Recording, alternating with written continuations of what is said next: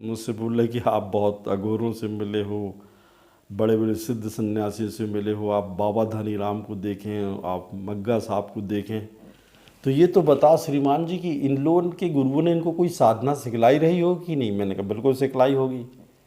जहाँ तक बाबा धनीराम का इतिहास है, वो शासकीय नौकरी करते थे, जैसा हमारे गुरुओं ने बताया, मैं उनसे देखा हूँ, मिला भी हूँ मंडला में।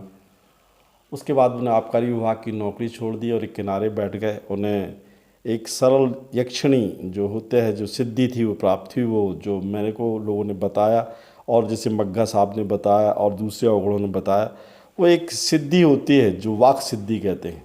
वो वर्तमान भूत भविष्य के संबंध में कोई को बता सकती है। ऐसी यक्षिणी उसको सिद्ध हो सकती है जो उसकी साधना करे। तो लोगों ने बोला एक कठिन होगा। मैंने कहा कोई कठिन नहीं है, कोई योग्य गुरु ढूंढ लो, उसके निर्देशन में इस यक्षिणी की साधना कर लो, सिद्ध यक्षिणी कहलाती है ये।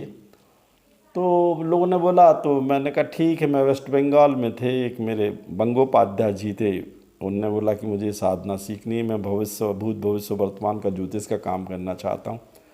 मैं कहा ठीक है। तो मैंने एक यक्षिणी की फ़ोटो लगवाई, उनको बैठाला और ये मात्र 21 दिन की साधना और 21 दिन में उनके साथ रहा।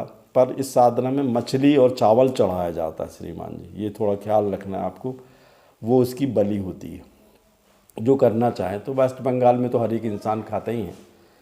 तो वो उनको बिठाला, सफ़ेद कपड़े पहने, नीचे लीपा पूता, फ़ोटो लगाई, करन्यास विनियोग संकल्प कराया, साथ सपाड़ी रखी, नींबू रखे और प्रत्येक दिन को भगवती को भोग के रूप में मछली जो होती छोटी मछली, उसका चावल का भोग लगाया जाता, दीपक रखा। तो बोले वो मंत्र तो बताइए जिससे हमको जाप करना है। वो मंत्र होता ओम ह्रीम मम सिद्ध जिवा सिद्धे, ओम ह्रीम मम जिवा सिद्धे यक्षिणी फट स्वाहा। या दूसरा मंत्र होता ओम ह्रीम मम जिवे यक्षिणी फट स्वाहा। इसमें से जो आपको बने उस मंत्र का, उसको मैंने कहा जाप करो। श्रीमान जी उसका मैंने 21 दिन जाप कराया।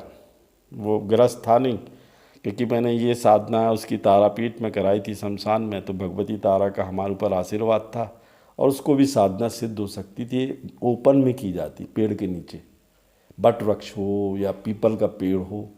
उसने इस मंत्र का प्रत्येक दिन 21,000 जाप किया, दशांश हवन किया और 18वें-19 दिन से भगवती दिखने लगी, मुस्कुराती थी। वो क्या क्यों करना चाहता है साधा? तो बोले बंगोपाध्याय जी, बोले मैं भूत भविष्य वर्तमान जानना चाहता हूँ, लोगों का अहित नहीं करूँगा। बोले ठीक है तू कर ले, मैं तेरे को बतलाऊँगी। जब तेरे के पास कोई आदमी आएगा तो उसका मैं तेरे को इनडायरेक्टली डायरेक्टली बताऊँगा अपने लोगों की मानी ताकतों के माध्यम से कि इसका पास्ट क्या है, भविष्य क्या है, वर्तमान क्या हुआ। तो जब वो आखिरी दिन उसको सिद्धि प्राप्त हुई, भव रूप में भगवती दर्शन दी।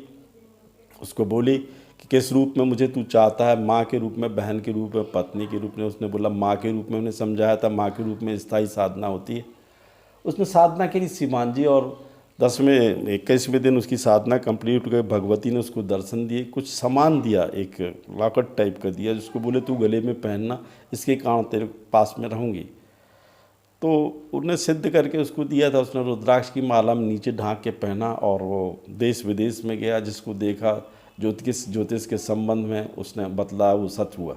मैं कहना चाहता हूँ कि यक्षिणी साधना है, बहुत कठिन नहीं है, स्त्री पुरुष दोनों कर सकते हैं। पर इसमें भोग जो लगता है चावल मछली का लगता है, उसको उसी का पसंद है।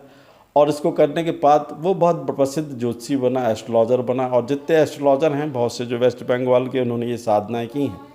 मैं कहना चाहता हूँ संसार में कोई भी साधना गलत नहीं होती, हर एक इंसान कर सकता है, पर उसका दुरुपयोग नहीं होना चाहिए। आज मैं देख रहा हूँ वर्तमान समय में हिंदुस्तान में कई लोग फ्रॉड हो गए हैं, नाटक करते हैं, मैं भगवान का रूप हो गया, मैं शिव हो गया, कुछ नाच रहे हैं, कुछ अंदर हैं, कुछ अंदर हो जाएंगे। ये साधना संसार के कल्याण के लिए की जाती है, ना कि नाटक नौटंकी और मकान दुकान और प्रॉपर्टी बनाने के लिए। जो इंसान इस साधनाओं का दुरुपयोग करता है, यक्षिणी उनको गंदी मौत देती है। ये मेरा खुद का देखा हुआ है। इसलिए मैं कहना चाहता हूँ कि ऐसी कोई साधना मत करना जिससे आप संसार का कल्याण करो। उससे पेट भोजन, वो खुद मदद करेगी, भोजन भाजन करो। देखो बाबा धनीराम बैठे थे, मग्गा साहब बैठे थे, वो किसी से मांगते नहीं थे, ये साधक सिद्ध थे, इनको यक्षिणियाँ सिद्ध थी। यदि आप ये साधना सिद्ध कर लेते तो आपको लाभ की प्राप्त होगी, समाज का कल्याण करो। ये मेरी आपको उपदेश है। जय सिया राम।